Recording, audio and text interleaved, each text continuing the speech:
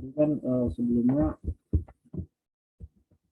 kita sudah ini ya, sudah mengenal apa itu relasional, kemudian RDBMS dan MySQL.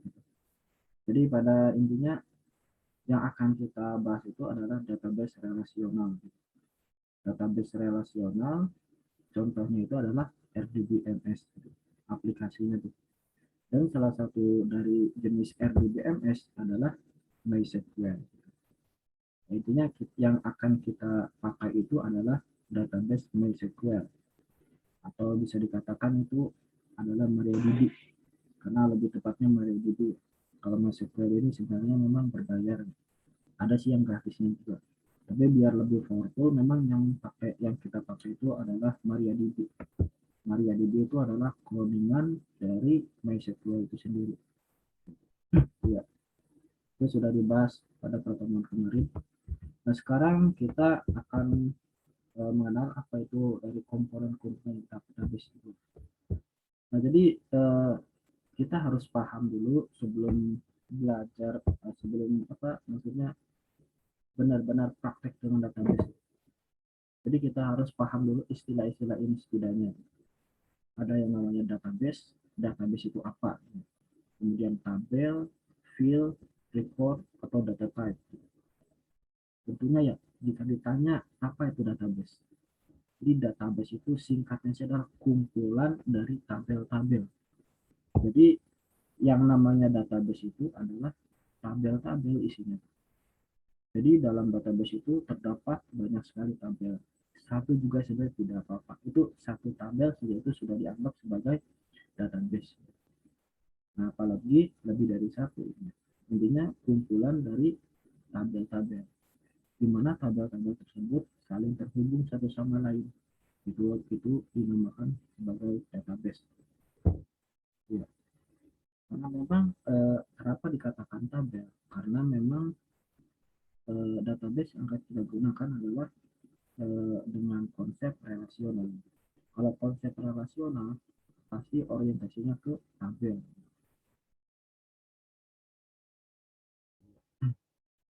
Jadi intinya kita punya misalkan database siswa dan tabel-tabelnya, maksud saya database sekolah, berarti di sana terdapat banyak tabel, biasanya tabel guru, tabel siswa, kemudian tabel mata pelajaran dan sebagainya. Di sana nanti banyak tabel-tabel. Kemudian di bawah database ada apa? Ada tabel.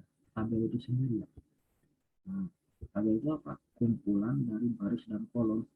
Karena memang yang namanya tabel itu kan baris dan kolom isinya ya. Sebagaimana di Microsoft Excel. Sehingga kalau ditanya apa itu tabel, kumpulan dari baris dan kolom, atau kumpulan atau gabungan dari baris dan kolom. Singkatnya sih seperti itu. Kemudian ada istilah field. Field itu di database juga ada istilah field. Apa itu? Kolomnya. Kolom yang ada pada tabel. Jadi kita dalam database itu tidak menyebutnya sebagai kolom, tapi menyebutnya field. Jadi kalau ada yang bilang field, berarti itu adalah kolom. Kolom. Lalu apa yang selanjutnya ada yang namanya record. Record ini adalah baris yang ada pada tabel. Kita juga tidak menyebut baris di tabel ya, tapi menyebutnya record. Gitu. Jadi field dan record ini adalah elemen utama dari tabel itu sendiri ya.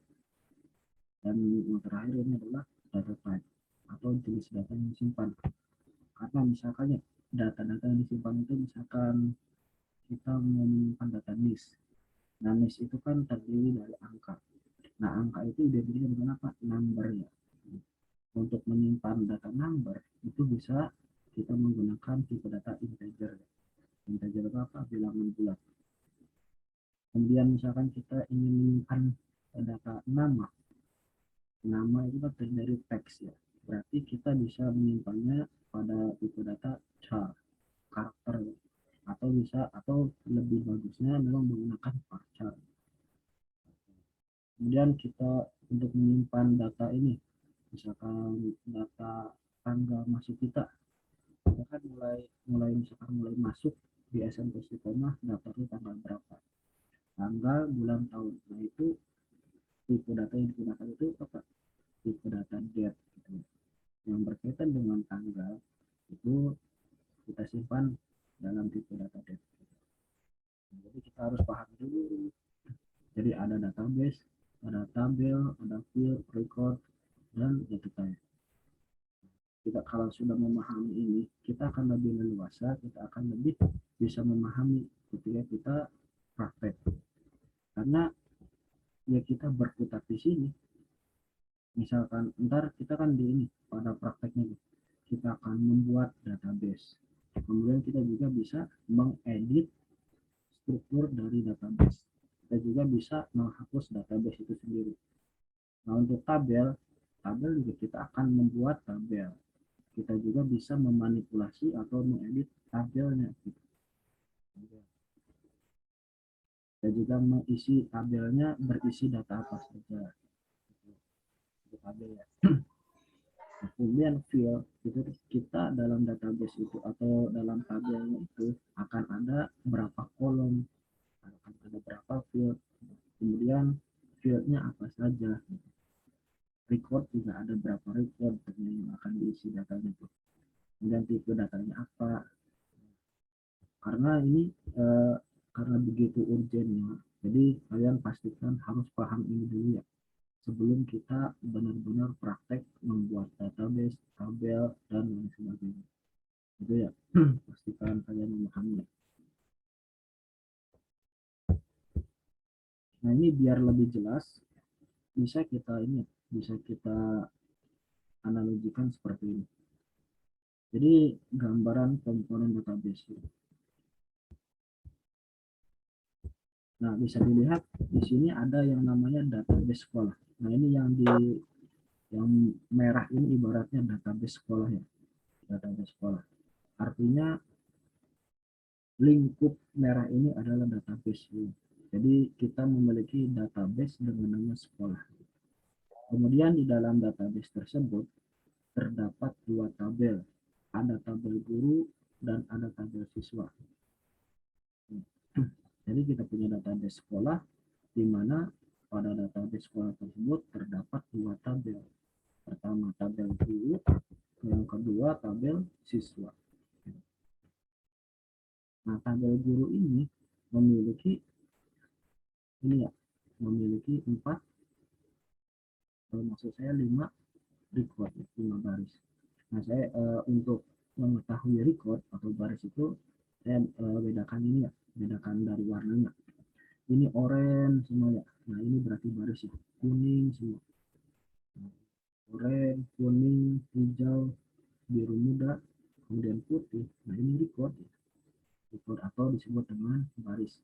Jadi di sini terdapat 5 baris atau 5 record. Ini jangan dihitung ya, ini sebagainya aja. Nah, kita fokusnya ke sini ya. Jadi terdapat 5 baris gitu, keseluruhannya. Meskipun di sini angkanya cuma 1, 2, 3, tapi di sini terdapat 5 baris. Intinya ini dari segi warna biar lebih mudah di ini. Jadi kita harus paham dulu mana baris, mana kolom. Kalau baris ini yang jelas ini ya. Ini baris nomor, NIP, nama, alamat, nomor HP. 1001 Rudi Solo 081 dan seterusnya ya. Itu dinamakan dengan baris. Kemudian selanjutnya kita juga akan kalau di tabel siswa ini kita analogikannya sebagai kolom gitu. Apa itu kolom? Nah ini ya, yang ke bawah. Nomor yang warna oranye ini satu kolom. Ini juga list satu kolom. Nah, nama satu kolom, alamat satu kolom. Nama ini masuk, maksudnya tanggal masuk ya. Tanggal masuk itu juga satu kolom. Nah, ini juga sama ya. Ada 5 kolom. Jadi kesimpulannya baik tabel guru maupun tabel siswa ini terdapat 5 baris dan 5 kolom. Gitu ya. Jadi kita tahu database itu gambarnya seperti inilah. Jadi ada database sekolah di base atau apa ya istilahnya kayak seperti base camp ya, jadi basisnya. basis sekolah itu ada dua tabel di sini. Ada guru, ada siswa. Sebenarnya memungkinkan ada tabel lain, ya, supaya ini biar lebih mudah aja dan juga biar muat di sini. Jadi saya analogikan dua tabel saja. Di sini ada tabel guru dan tabel siswa. Dan pastikan di sini ya, semoga bisa membedakan mana baris dan mana kolom. Ya. Kalau baris ini dianalogikan ini ya, dari segi warnanya. Jadi kalau baris ini ke samping terus, samping terusnya ke bawah. Ini baris dan ini kolom. Urutannya seperti ini. Kemudian yang terakhir tadi apa? Tipe data. Nah ini nomor HP, kira-kira tuh, oh, bukan nomor HP ya, nomor urut ya, nomor urut. Ini kita bisa simpan dalam tipe data integer. Karena memang ini berupa angka kan ya, 1, 2, 3. Jadi kita bisa simpan dalam bentuk integer. Kemudian NIP juga, nomor induk pegawai. Kita juga bisa simpan dalam bentuk integer atau bilangan bulat. Bilangan bulat itu apa? Bilangan yang tidak berkoma. Kemudian nama ini kan terdiri dari teks, maka kita bisa simpan dalam bentuk ini tipe data chart ya. Kemudian alamatnya ini bisa dengan varchar. Kemudian nomor HP, nah ini kok misalkan ini angka juga kan yang nomor HP, tapi kok di sini simpan dalam bentuk chart. Nah ini perlu dipahami juga. Jadi sebenarnya untuk tipe data ini nggak baku-baku amat ya, nggak baku-baku amat. Nah ini juga untuk nomor ini tidak mesti integer. Di sini boleh juga char. Karena memang yang namanya karakter itu tidak mesti berupa bilangan bulat ini. Bisa juga ini dianggapnya sebagai teks. Jadi di sini bisa saja kalian tipe datanya itu char semua atau varchar semua. Boleh. Karena memang angka juga termasuk ke dalam teks.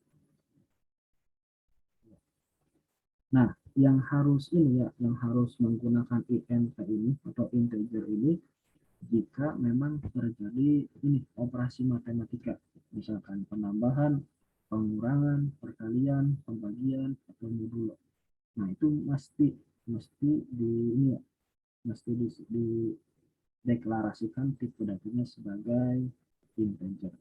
Tapi kalau di sini karena nomor ya udah cuma nomor 1, 2, 3, tidak ada operasi matematika di sana, maka bisa saja digunakan char dan ataupun varchar.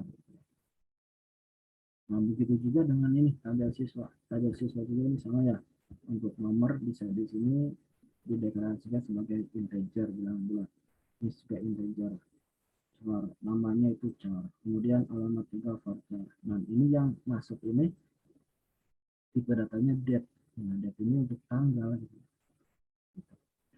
Nanti pas praktek kita akan mengenal lebih jauh ada tipe data apa saja sih ya, yang ada di database gitu. Ini hanya sebagian kecil saja. Nah ini juga kita akan bahas di kemudian perbedaan dari char dan varchar gitu. Char kan karakter, varchar juga untuk karakter atau untuk kalimat teks ya. Nah perbedaannya seperti apa nanti kita akan bahas pada pertemuan berikutnya pas praktek. Nah ini ya, semoga bisa dipahami eh, untuk ini analogi atau gambaran dari database, tabel, kemudian baris field, record, dan tipe data. Nah, ini gambarannya ya. Nah, kemudian kita akan membahas tentang key dalam database. Key itu apa? Kunci ya. Kunci atau ya, kunci dalam database. Ada apa aja? Nah ini dalam database itu ada 3 setidaknya ya. Ada yang namanya candidate key, ada primary key, dan ada void key ya. Jadi ada 3 nih. Ada 3 apa itu candidate key? Yaitu kolom yang unik. di mana dalam satu tabel boleh memiliki lebih dari satu kandidat key. Jadi dalam satu tabel tersebut ada kolom yang unik, ada yang unik. Jadi berbeda, isinya itu berbeda satu sama lain. Tapi di sini boleh lebih dari satu kolom. Gitu. Jadi kolom yang memiliki kandidat key itu boleh lebih dari satu. Dan biar lebih jelas nanti akan kita gambarkan ya, akan kita analogikan. Kemudian primary key sama juga ini sama dengan kandidat key. Kolom yang unik, tapi di bedanya di mana dalam satu tabel hanya boleh memiliki satu primary key. Jadi dalam satu tabelnya itu cuma bisa ada satu saja. Nah bedanya di situ ya. Kalau kandidat key itu unik, tapi keunikannya tuh boleh lebih dari satu, boleh. Nah kalau primary key itu harus benar-benar satu saja dalam satu tabel itu. Nah yang terakhir ada yang namanya forage key. Forage key itu apa? Jadi primary key pada tabel lain, namun disertakan tabel lainnya juga. Gitu. Disertakan pada tabel lainnya juga. Nah ini biar biar kita bingung, kita analisa seperti ini ya. Nah, kita kembali lagi ini gambarannya itu. Jadi kita punya database sekolah semua ya. Tapi di sini tabelnya itu adalah tabel guru dan tabel mata pelajaran. Jadi ada tabel guru, ada tabel mata pelajaran.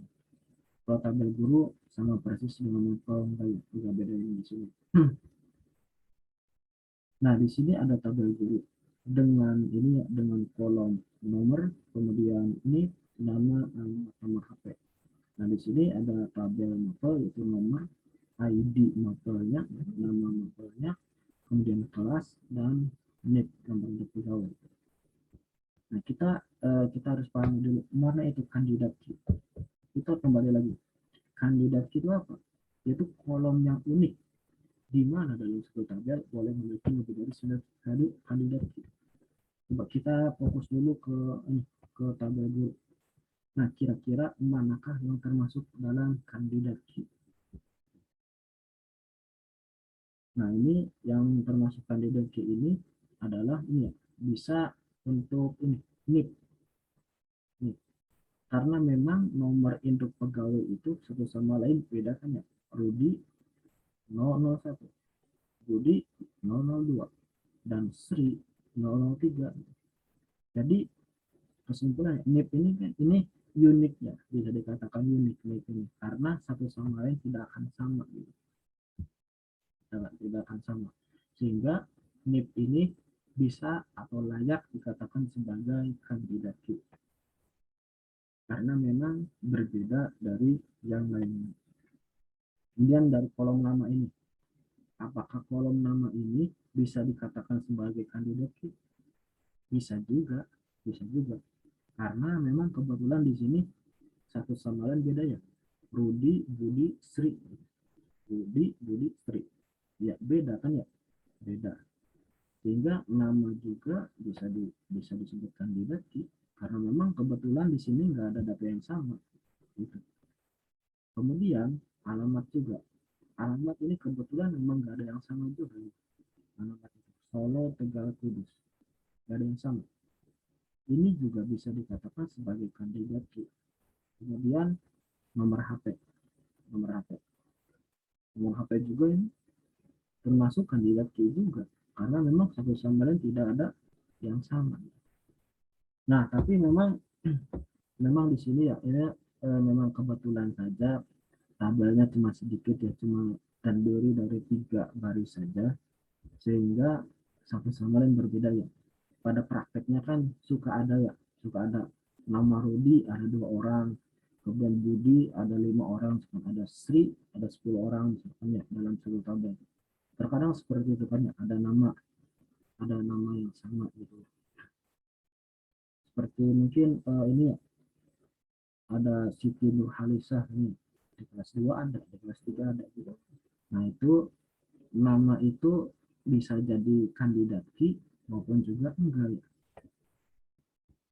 Nama itu karena Ya kalau memang dalam nama itu tidak ada yang mirip, tidak ada kesamaan, maka bolehlah itu dikatakan sebagai kandidat Q.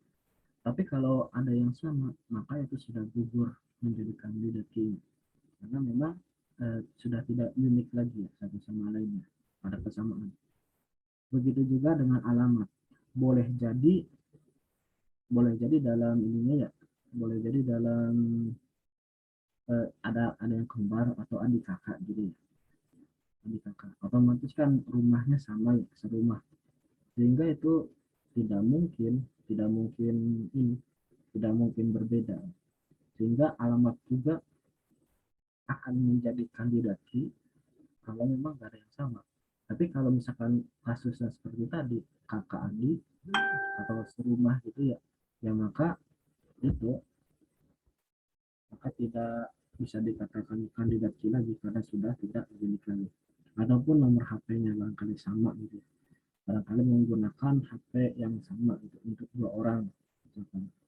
Maka itu sudah tidak unik lagi. Yang jelas yang kuat banget tuh sebagai kandidat itu ya ini NIP, nomor induk pegawai, karena satu sama lain nomor induk pegawai itu tidak akan ada yang sama ya, benar-benar unik.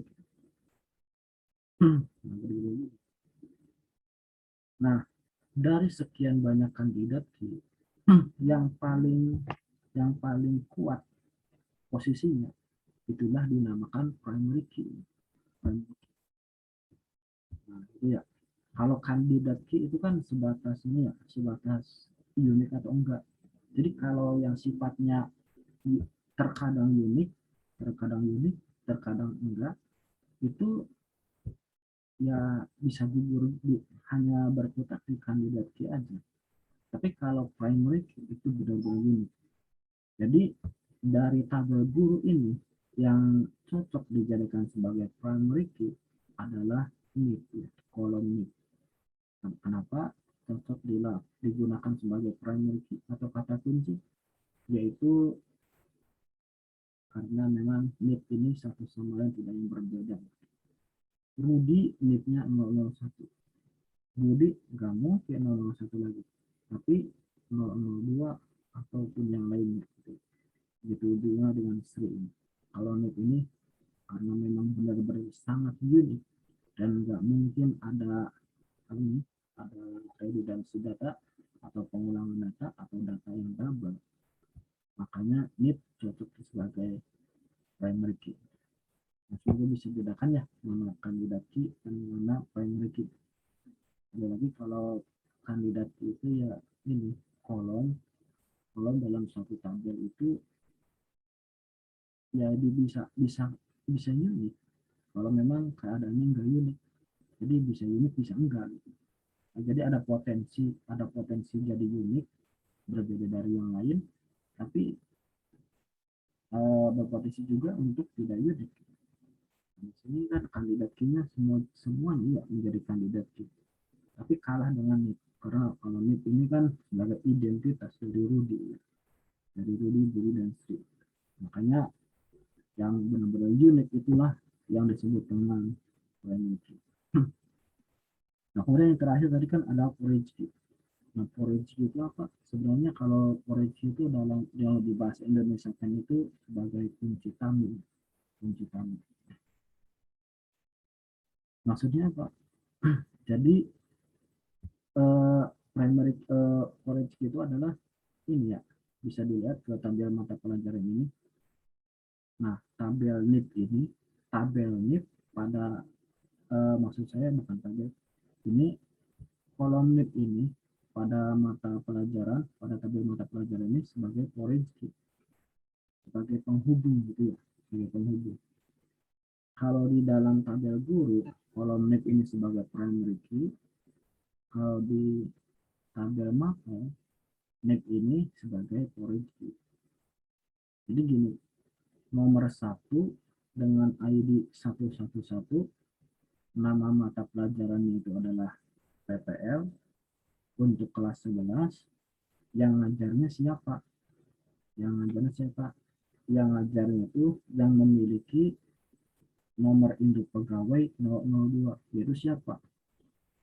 Pak Budi itu ya. Gitu maksudnya. Begitu juga dengan ID 222, yaitu nama pelajarannya PBO. Untuk kelas 11, siapa yang ngajar? Guru yang memiliki ID 002. Itu siapa 002? Pak Budi ya. Jadi Pak Budi ini mengajar PPL dan PBO di kelas 11. Gitu. Kemudian untuk ID 333 mata pelajaran MTK kelas 11 yang ngajarnya itu adalah guru dengan nomor induk pegawai 001. Siapa? Pak Rudi. Nah, di sini jadi fungsinya seperti ini ya.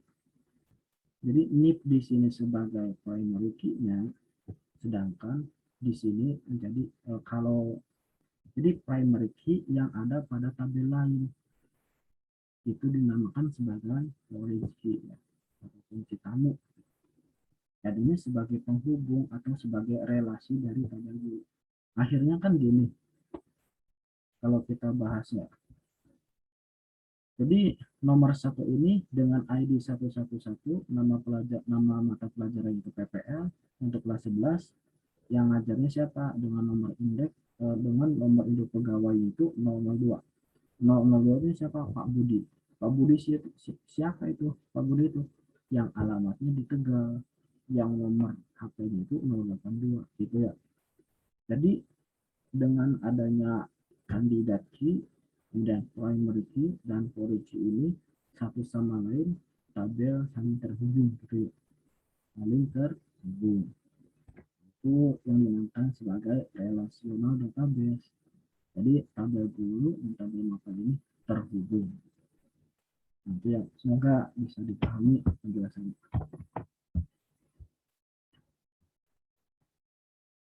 Nah, ini kita akan bahas ini SQL ya, atau Structured Query Language. Jadi SQL merupakan bahasa yang digunakan untuk berkomunikasi dengan aplikasi RDBMS, atau singkatnya sih bahasa yang digunakan saat kita berurusan dengan database. Jadi kalau kita sedang berurusan dengan database, itu kita ini ya, kita menggunakan bahasa SQL. Jadi ini juga bahasa pemrograman termasuk, tapi ini termasuk dalam kategori bahasa database. Kalau kita kan dulu ada namanya HTML, CSS, JavaScript, Java, Python, Ruby, Java, dan lain-lain itu termasuk bahasa pemrograman juga ya. Nah, SQL juga termasuk di sana. Tapi SQL ini peruntukannya memang untuk database. Jadi kalau kita berurusan dengan database, pasti kita harus menggunakan RDBA, menggunakan SQL bahasanya. Kemudian dengan SQL kita bisa membuat database, membuat tabel, menampilkan seluruh data tabel, menghapus tabel, dan lain sebagainya dengan menggunakan perintah SQL. Jadi dengan menggunakan perintah SQL tersebut, kita bisa melakukan banyak hal dalam database. Nah, itu membuat database, menghapusnya, mengeditnya, membuat tabel, mengedit tabel, mengisi tabel, menampilkan isi tabel, dan lain sebagainya dengan perintah SQL. Lalu, perintah SQL tersebut biasa disebut dengan query. Jadi perintah-perintah misalkan buat database, hapus database, tampilkan seluruh isi database. Gitu. Nah, itu tuh disebut dengan query, disebut dengan query. Nah, kemudian ini disebut dengan query. Nah, query ini tidak hanya bisa digunakan di MySQL atau MariaDB saja, tapi juga digunakan di Oracle, Microsoft SQL Server, dan PostgreSQL. Jadi kita tahu kan yang namanya RDBMS itu kan banyak ya, nggak cuma MySQL atau MariaDB saja, tapi juga ada Oracle juga ya alternatifnya itu. Ada juga ini Microsoft SQL Server, PostgreSQL, dan lain sebagainya. Nah, Oracle, Microsoft SQL Server, dan PostgreSQL ini sama-sama menggunakan SQL dalam berkomunikasi.